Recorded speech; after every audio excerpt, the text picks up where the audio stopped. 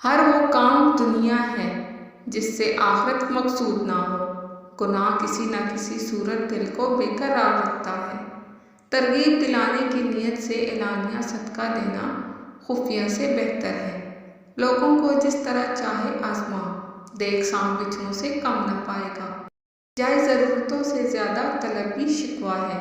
حیا کے ساتھ سب تمام نیکیاں اور بے حیائی کے ساتھ تمام بدیاں وابستہ ہیں۔ عافیت کے 9 حصے الگ رہنے میں ہیں، ایک حصہ ملنے میں ہے۔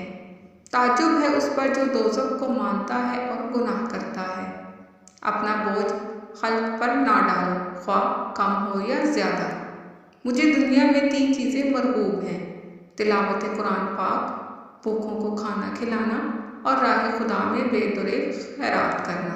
وہ عالم جس کے علم کا نفع نہ ہو، وہ مال جو راہ خدا میں صرف نہ ہو، وہ تلوار جس سے جنگ نہ ہو، وہ علم جس پر عمل نہ ہو، اور وہ مسجد جس میں نماز نہ ہو، یہ سب ضائع ہے۔ حیرت ہے اس پر جو تقدیر کو برحق جانتا ہے، پھر بھی جانے والی چیز کا غم کرتا ہے۔ تعجب ہے اس پر حساب کتاب پر یقین رکھتا ہے، پھر بھی مال جمع کرتا ہے۔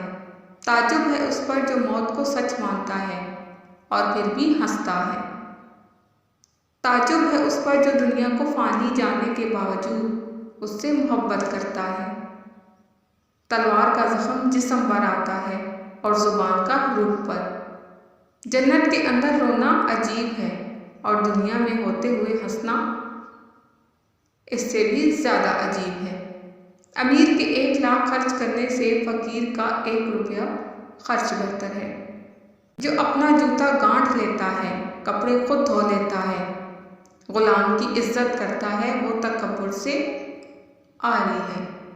دوسروں کا بوجھ اٹھانا عابدوں کی عبادت سے بڑھ کر ہے۔ جو لوگوں کی برائی کے لیے وقت نکالتا ہے وہ بڑا گنہگار